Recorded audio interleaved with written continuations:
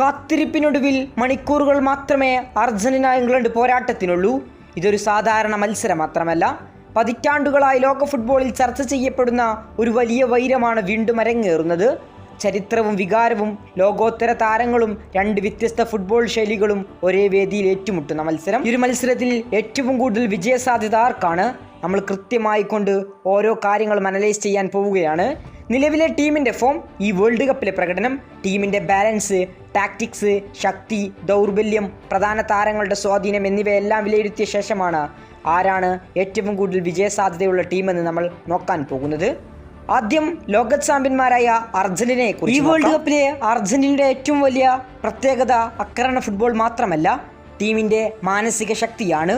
ഓരോ നോക്കൌട്ട് മത്സരങ്ങളിലും അവർ സമ്മർദ്ദം അതിജീവിച്ചാണ് മുന്നേറിയത്. ആദ്യ നോക്കൌട്ട് മത്സരത്തിൽ കെബ്വർദെക്കെതിരെ 3 ഗോളുകൾ നേടിയെങ്കിലും പ്രതിരോധത്തിലെ ചില പിഴവുകൾ ഫുട്ബോൾ ലോകത്തിന് കാണാനായി. തുടർന്ന് ഈജിപ്തിനെതിരെ അർജന്റീന പുറം പോയെന്ന് കരുതിയതാണ്. പക്ഷേ ഫുട്ബോൾ ലോകത്തെ ഞെട്ടിപ്പിച്ചുകൊണ്ട് വമ്പൻ തിരിച്ചുവരവ് നടത്തി. പിന്നെ സ്വിറ്റ്സർലാൻഡിനെ 3-1 പരാജയപ്പെടുത്തി ഇപ്പോൾ സെമി ഫൈനലിലേക്ക്.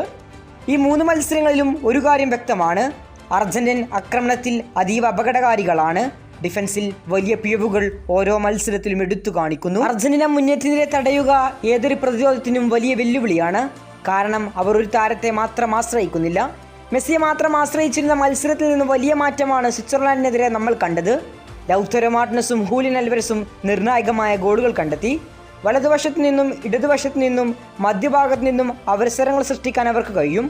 പന്ത് നഷ്ടപ്പെട്ടാലും ഉടൻ തിരിച്ചു പിടിക്കാനുള്ള മെൻറ്റാലിറ്റി മറ്റു ടീമുകളിൽ നിന്ന് അർജന്റീനയെ വ്യത്യസ്തരാക്കുന്നു. വേഗതയുള്ള പാസുകളും ചെറിയ കോമ്പിനേഷനുകളും സ്പേസുകൾ കണ്ടെത്താനുള്ള നീക്കങ്ങൾ, ഇവയാണ് അർജന്റീനയുടെ പ്രധാന ആയുധങ്ങൾ. മുന്നേറ്റനിരയിൽ ഹൂലിയനും ലൗതരോയും മെസ്സിയും ഫോമിലേക്ക് ഉയർന്നാൽ ഇംഗ്ലണ്ടിന് അത് വലിയ തിരിച്ചടിയാകും. അർജന്റീനയുടെ ഏറ്റവും വലിയ ശക്തി ഇതായിരുന്നു. നമ്മൾ പല മത്സരങ്ങളിലും പ്രശ്നങ്ങൾ കണ്ടുവരുന്നുണ്ട്. ആവശ്യമുള്ളപ്പോൾ ആക്രമണം തുടങ്ങാനും ഈ മിഡ്ഫീൽഡിന് കഴിയും. പന്ത് കൈവശം വെക്കുന്ന സമയവും നിർണായക പാസുകൾ നൽകുന്ന സമയവും അവർ നന്നായി തിരിച്ചറിയുന്നു. ഈ നിയന്ത്രണമാണ് പല മത്സരങ്ങളിലും അർജന്റീനയ്ക്ക് മേൽകൈ നൽകുന്നത്. പക്ഷേ 2022 കണ്ട ആ ഹൈ പ്രസ്സിംഗ് ഇവിടെ കാണാനാകുന്നില്ലെന്ന ആ നിരാശാജനകമായ കാര്യം സ്കലോണി തന്നെ തുറന്നു പറഞ്ഞതാണ്. ലിയാൻഡ്രോ പെരഡിസ് കൂടി അർജന്റീൻ മധ്യനിരയിൽ വന്നതോടെ വലിയ മാറ്റങ്ങൾ തന്നെയാണ് നമുക്ക് കാണാൻ സാധിക്കുന്നത്. ഡിഫൻസിംഗിലും ഡിഫൻസിനെ സഹായിക്കാനും അറ്റാക്കിംഗ് തേർഡിനെ സഹായിക്കാനും അർജന്റീൻ മധ്യനിരക്ക് സാധിക്കുന്നുണ്ട്. പ്രതിരോധത്തിന്റെ കാര്യം നോക്കാം. അർജന്റീനക്ക് പ്രതിരോധത്തിൽ പ്രശ്നങ്ങളുണ്ടോ? അതേ ഉണ്ട്. അവരുടെ ഡിഫൻസാണ് ഇപ്പോൾ ഏറ്റവും കൂടുതൽ ചർച്ച ചെയ്യപ്പെടുന്ന മേഖല. 2022 കണ്ട ആ മികച്ച ഡിഫൻസ് ലൈനൊന്നും ഇപ്പോൾ കാണാൻ സാധിക്കുന്നില്ല. ടൂർണമെൻറ്റിൽ അവർ കുഞ്ഞന്മാർക്കെതിരെ പോലും ഒരുപാട് ഗോളുകൾ വഴങ്ങിയിട്ടുണ്ട്. പ്രത്യേകിച്ച് കൗണ്ടർ അറ്റാക്കുകളിൽ നിന്ന് ഡിഫൻസ് തുറന്നു കിടക്കുന്നത് കാണാം. പിന്നെ ഇടതു വിങ്ങിൽ നിന്നും വലതു വിങ്ങിൽ നിന്നും വരുന്ന ക്രോസുകളെയും കണക്ട് ചെയ്യാൻ അർജന്റീന ഡിഫൻസിന് സാധിക്കുന്നില്ല. ഇരുപാർശ്വങ്ങളിലുമുള്ള ഫുൾ ബാക്കുകൾ കയറി കളിക്കുമ്പോൾ വലിയ സ്പേസ് തന്നെയാണ് ഉണ്ടാകുന്നത്. അതുപോലുള്ള അവസരങ്ങൾ ഇംഗ്ലണ്ട് ഉപയോഗിച്ചാൽ അർജന്റീനക്ക് വലിയ സമ്മർദ്ദം നേരിടേണ്ടി വരുമെന്ന കാര്യത്തിൽ സംശയങ്ങളില്ല. ഇനി നമുക്ക് ഇംഗ്ലണ്ടിൻ്റെ കാര്യത്തിലോട്ട് വരാം. ഈ വേൾഡ് കപ്പിലെ ഏറ്റവും സ്ഥിരതയാർന്ന പ്രകടനം നടത്തിയ ടീമുകളിലൊന്നാണ് ഇംഗ്ലണ്ട്. അവർ ഓരോ മത്സരവും വ്യത്യസ്ത രീതിയിൽ ജയിച്ചു. DR കോങ്കോക്കെതിരെ ആക്രമണ ഫുട്ബോൾ, പക്ഷേ വിറച്ചെങ്കിലും അവർ വിജയിച്ചു. മെക്സിക്കോക്കെതിരെയുള്ള അതിസമ്മർദ്ദം അർജന്റീനയെ പോലെ തന്നെ അവർ അതിജീവിച്ചു. ക്വാർട്ടർ ഫൈനലിൽ നോർവേ പോലുള്ളൊരു കരുത്തരായ ടീമിനെയും തോൽപ്പിച്ച വലിയ ആത്മവിശ്വാസം. ഇംഗ്ലണ്ട് വെറും പഴയതുപോലെ വ്യക്തിഗത ടീമല്ല, ഇപ്പോൾ കോർഡിനേഷനോടെയും ഡിസിപ്ലിനോടെയും കളിക്കുന്ന ടീമുകളിലൊന്നായി മാറിക്കഴിഞ്ഞു. ഇംഗ്ലണ്ട് ടീമിൻ്റെ ഏറ്റവും വലിയ ശക്തി പ്രതിരോധവും ആക്രമണവും തമ്മിൽ മികച്ച സന്തുലിതാവസ്ഥയുണ്ട്. ഒരു ഭാഗത്ത് വേഗമേറിയ വിങ്ങർമാർ, മറുഭാഗത്ത് ശക്തമായ മിഡ്ഫീൽഡ്.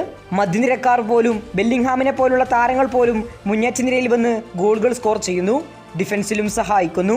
അതുപോലെ മധ്യനിരയും ഒരുപാട് വർക്ക് റേറ്റ് എടുത്തുകൊണ്ട് തന്നെയാണ് ഇംഗ്ലണ്ട് കളിക്കുന്നത്. ഈ മധ്യനിര ശരിക്കും ഡിഫൻസിനെയും മുന്നേറ്റ നിരയെയും കോർഡിനേറ്റ് ചെയ്ത് നിർത്തുന്നു എന്നത് ഇംഗ്ലണ്ടിന് ഏറ്റവും പോസിറ്റീവായ കാര്യമാണ്. ഡിഫൻസിലേക്ക് വരുമ്പോൾ ഇംഗ്ലണ്ട് ശക്തമായ ഡിസിപ്ലിൻ പാലിക്കുന്നു. നിലവിൽ ഇംഗ്ലണ്ടിൻ്റെ ഏറ്റവും കരുത്ത് അവരുടെ ഡിസിപ്ലിൻഡായ പ്രതിരോധ നിര തന്നെയാണ്. അർജന്റീനയുടെ ഡിഫൻസിൽ വലിയ പ്രശ്നങ്ങളുണ്ട്. പക്ഷേ അറ്റാക്കിംഗ് തേർഡിലോട്ട് വരുമ്പോൾ ഡിഫൻഡർമാർ പോലും അർജന്റീനക്കായി ഗോളുകൾ സ്കോർ ചെയ്യുന്നു, മത്സരം തിരിച്ചു പിടിക്കുന്നു. ഇതാണ് മറ്റൊരു വ്യത്യാസം. ഇനി നമുക്ക് ടാക്ടിക്കൽ പോരാട്ടത്തെക്കുറിച്ച് സംസാരിക്കാം. ഇതാണ് ഈ മത്സരം നിയന്ത്രിക്കാൻ പോകുന്നത്. പലരും കരുതുന്നത് ഈ മത്സരം സൂപ്പർ താരങ്ങളുടെ മികവ് കൊണ്ട് തീരുമാനിക്കപ്പെടുന്നതാണ് എന്നാണ്. എന്നാൽ യഥാർത്ഥത്തിൽ ഇത്തരം വലിയ മത്സരങ്ങളിൽ പലപ്പോഴും വിജയിക്കുന്നത് മികച്ച ടാക്ടിക്കൽ പ്ലാൻ നടപ്പിലാക്കുന്ന ടീമാണ്. അർജന്റീനയും ഇംഗ്ലണ്ടും രണ്ട് വ്യത്യസ്ത ശൈലികളാണ് ഉപയോഗിക്കുന്നത്. അർജന്റീനക്ക് പന്ത് കൈവശം വെച്ച് ചെറിയ പാസുകളിലൂടെ പ്രതിരോധം തുറക്കാനാണ് ഇഷ്ടം. അവർ എതിരാളിയെ പതിയെ പിന്നിലോട്ട് വലിക്കുകയും ശരിയായ നിമിഷത്തിന് വേണ്ടി കാത്തിരിക്കുകയും ആക്രമണ ഫുട്ബോളിലോട്ട് മാറുകയുമാണ് പതിവ്. എന്നാൽ ഇംഗ്ലണ്ട് ആകട്ടെ കൂടുതൽ നേരിട്ടുള്ള ഫുട്ബോൾ കളിക്കുന്നു. പന്ത് ലഭിച്ചാൽ വേഗത്തിൽ മുന്നോട്ട് പോകുന്നു. വിങ്ങുകൾ അവർ ഏറ്റവും ഡേഞ്ചറാണ്. സ്പീഡായിട്ടുള്ള വിങ്ങർമാരുണ്ട് എന്നതാണ് ഏറ്റവും പ്രത്യേകത. സെറ്റ് പീസുകളിലും വലിയ ഭീഷണി സൃഷ്ടിക്കുന്ന ടീമാണവർ. അതുകൊണ്ട് ഈ മത്സരത്തിൻ്റെ ചോദ്യത്തിലേക്ക് ചുരുങ്ങുന്നു. പന്ത് കൂടുതൽ നേരം ആര് കൈവശം വെക്കും, അർജന്റീനയോ ഇംഗ്ലണ്ടോ? അർജന്റീനയുടെ മോഡേൺ ഫുട്ബോളിലെ ഹൈ പ്രസ്സിങ്ങിനെതിരെ ഇംഗ്ലണ്ടിന് അതിജീവിക്കാനാകുമ്പോൾ ഇംഗ്ലണ്ട് അർജന്റീനയുടെ പ്രതിരോധത്തിലെ പിഴവുകൾ മുതലെടുത്തുകൊണ്ട് ഗോൾ സ്കോർ ചെയ്യുമോ? ഈ മത്സരത്തിലെ ഏറ്റവും വലിയ യുദ്ധം അത് മധ്യനിരയിലായിരിക്കും. മധ്യനിരയിൽ ആര് വിജയിക്കുമെന്നത് മത്സരത്തിന്റെ സ്കോർ ബോർഡിനെ വരെ നിയന്ത്രിക്കും. കാരണം മധ്യനിര ഏറ്റെടുക്കുന്ന ടീമിന് വലിയ അഡ്വാൻറ്റേജ് ആണ് ലഭിക്കുക. അർജന്റീനയുടെ മിഡ്ഫീൽഡ് സാങ്കേതിക മികവിൽ മുന്നിലാണ്. സമ്മർദ്ദത്തിനിടയിലും പന്ത് കൈവിടാതെ കളിക്കാൻ അവർക്ക് കഴിയും. ചെറിയ അവസരത്തിനായി സ്പേസ് തുറക്കാൻ വലിയ മിടുക്കരാണ് അർജന്റീൻ മധ്യനിരക്കാർ. ഇതിനിടെ പാസിംഗ് ആക്യുറസി കൂട്ടിക്കൊണ്ട് ലിയാൻഡ്രോ പെരഡസും മിന്നും ഫോമിലേക്ക് ഉയർന്നത് അർജന്റീനക്ക് കാര്യങ്ങൾ കൂടുതൽ എളുപ്പമാകും. ഇത്തവണ സൂപ്പർ താരമായ ഡിപ്പോളിന് പകരം ഗുലിയാനോ സിമിയോണിന് ആദ്യ പകുതിയിൽ ഇറക്കാനും സാധ്യതകൾ ഏറെയാണ്. ഇനി ഇംഗ്ലണ്ടിന്റെ മിഡ്ഫീൽഡ് കൂടുതൽ ഫിസിക്കലിയും ശക്തവുമായ അവർ സെക്കൻഡ് ബോളുകൾ പലതവണ വിൻ ചെയ്യുന്നത് നമ്മൾ കണ്ടിട്ടുണ്ട്. ഇത് അർജന്റീനക്കെതിരെ അവരുടെ പ്രധാന ആയുധമായിരിക്കാം. മധ്യനിരയിൽ നിന്ന് അർജന്റീന ബോൾ നഷ്ടപ്പെടുത്തിയാൽ അത് ഒരു കൗണ്ടർ അറ്റാക്കിലേക്കോ അല്ലെങ്കിൽ ഒരു പൊസിഷൻ ഗെയിമിങ്ങിലേക്കോ ഇംഗ്ലണ്ട് മാറിയേക്കാം. നിലവിൽ ജൂഡ് ബെല്ലിംഗ്ഹാം മിന്നും ഫോമിലാണ്. അവരുടെ മധ്യനിരയിലെ യഥാർത്ഥ ആയുധം ബെല്ലിംഗ്ഹാമാണ്. ആദ്യ 20 മിനിറ്റിൽ മിഡ്ഫീൽഡ് നിയന്ത്രിക്കുന്നത് ഏത് ടീമാണോ ആ ടീമിന് മത്സരത്തിൽ വലിയ മുൻതൂക്കം ലഭിക്കാനുള്ള സാധ്യതയുണ്ട്. ഇനി നമുക്ക് ഓവറോൾ മത്സരം ആര് വിജയിക്കുമെന്ന് നോക്കാം. ഹെഡ് ടു ഹെഡ് നോക്കുകയാണെങ്കിൽ നിലവിൽ 16 തവണയാണ് ഇരു ടീമുകളും ഏറ്റുമുട്ടിയത്. 6 തവണ ഇംഗ്ലണ്ട് ജയിച്ചപ്പോൾ 5 തവണ മത്സരം സമനിലയിലാവുകയും 5 തവണ അർജന്റീന വിജയിക്കുകയുമാണ് ചെയ്തത്. മത്സരം എങ്ങനെ നീങ്ങാനായിരിക്കും സാധ്യത? എൻ്റെ കണക്കിൽ ആദ്യ പകുതിയിൽ വളരെ സൂക്ഷ്മമായിരിക്കും ഇരു ടീമുകളും കളിക്കുക. വലിയ റിസ്ക് എടുക്കാതെ ഇരു ടീമുകളും പൊസിഷൻ നിലനിർത്താനായിരിക്കും ശ്രമിക്കുക.